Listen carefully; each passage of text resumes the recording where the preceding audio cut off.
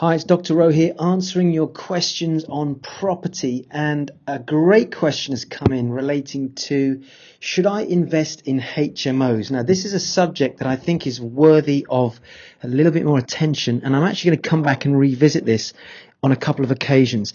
So I've got three questions for you as you're listening to me right now. The first question is, first of all, do you own any buy-to-let properties? Because if you're brand new to property and you don't know any other properties at the moment, it's probably worth you starting there. This is what we call the bottom of the income pyramid, because with a buy-to-let portfolio, even if it's 2 or 3 properties under your belt, it will give you more confidence, and it will also improve your ability to lend from banks towards building a HMO portfolio. So that's a consideration. And again, go and seek professional advice on this, but that's definitely an important question. The second question is, are you looking for more passive income? Because if you are, this is definitely a strategy, because for every single unit that you buy that could be a buy-to-let, it has potentially the ability to be turned into a HMO on the basis that it's got 3-4 rooms that are lettable. This isn't going to work, for example, if you're doing a flat or an apartment, but it would work if it was a 3-bedroom house with 1 reception room. So are you looking for more passive income? And of course, the third question then is, if you are looking for more passive income, are you happy to invest in other areas where the HMOs work? Because you might have 2 or 3 or 4 buy-to-let properties already, and they're going pretty well. But you might find actually that in this particular area where you're looking to buy and expand the portfolio of HMO properties, it just doesn't work.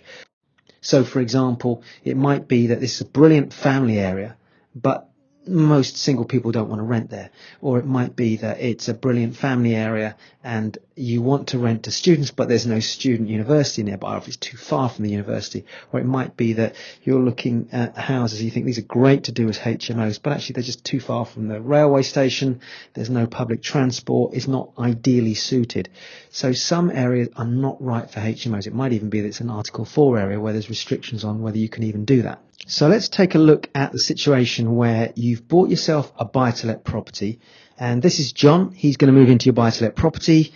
He's got an AST, an assured short-hold tenancy agreement with you, and he's going to pay you £600 a month for the privilege to rent your property from you. This is a family house. He hasn't got any family, but he's renting it. In other words, it's got maybe 3 rooms, 1 reception room downstairs. He's looking to have a family in the future maybe, but right now he's happy to rent the property from you. When we're doing our calculations, we basically take the rent, we minus the costs, and that's basically things like management and operating costs, and that gives us a net cash flow. Now, as a simple rule of thumb for UK properties, particularly when you're buying properties in the north with the interest rates we've currently got at the moment when I'm recording this, if you divide the gross rent by 2, that gives you approximately the monthly cash flow. In this case, £300 a month. Now, let's take a situation where instead of John living there, you decide to rent this property out as a HMO. You've bought the house, you've bought it for the same price, you've put the same deposit money down, you've now put a little bit more money into doing up the rooms, and you've got 4 people in there. So we've got John, Mary, Sarah and Michael. They're all moving into your house. And they're happy to pay you £450 a month each, times 4 rooms, gives you a total of £1,800 per month gross rent coming in. Now, when it comes to costs, they are going to be higher. And the reason for that is because you're paying the mortgage as well as the gas, the electric, the council tax, and all the running costs. So they will be higher. So when you take the rent minus the cost, that generates you a cash flow.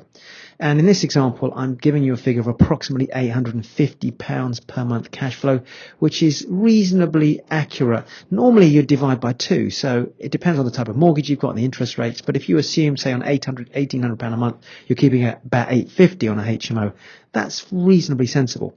So look at the difference here. We've got £850 a month versus £300 a month. We've got 1 tenant in the buy-to-let example. We've got 4 tenants in the HMO example. Now, I'm using this as a room-let example. Of course, you can scale up to another level of HMO, which is a fully qualified HMO, which means you might be having 6, 7, 8, 9 bedrooms. You've got licensing to consider. You've got planning permission to consider. Here, if you want a natural progression up to the easiest form of HMO, in other words, a small HMO or a room-let model, you're looking at 4 tenants. And I want to keep it simple as that for now, just to show you the difference in the two. So you've got 300 versus 850. It's almost 3 times as much cash flow. And that's why we love this model. Okay, so let's just consider this for a minute.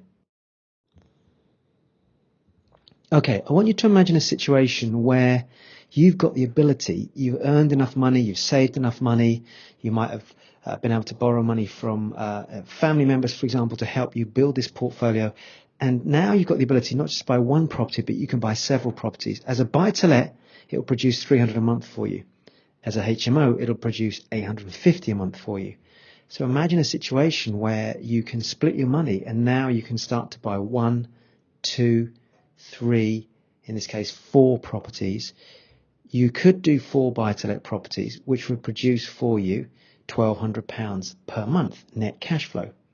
Or you could buy the four properties and this time, instead of operating them as buy-to-lets, operate them as HMOs. Yes, there'll be an additional cost because you've got to put some more work into converting it into a small HMO.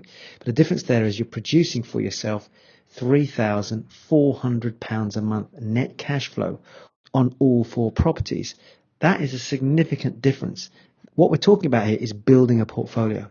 What we're talking about here is generating a higher cash flow. It might be that your financial freedom figure is actually £3,400 a month. It might be that your financial freedom figure is £6,000 a month, in which case you're at least just over halfway. It might be you decide you want to start with four buy-to-let properties and produce £1,200 a month.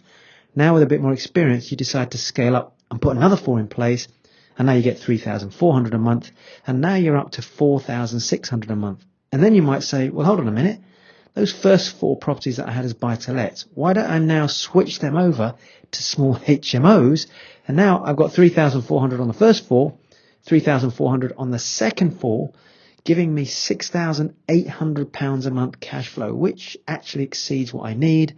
And hey presto, I'm financially free, as an example. So that actually leads me back to the question mark, and that takes me back to the very first slide. So let's just jump back there to finish off this particular presentation. Okay, so the three questions. Do you only buy-to-lets already? I do, Dr. Rowe.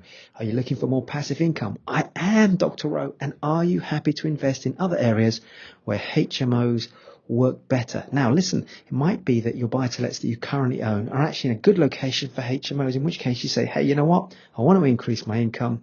Should I invest in HMOs? From what I can see here, if I want more income, yes.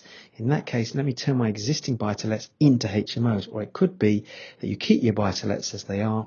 You go find another area where HMOs work better, and then you start to increase your passive income.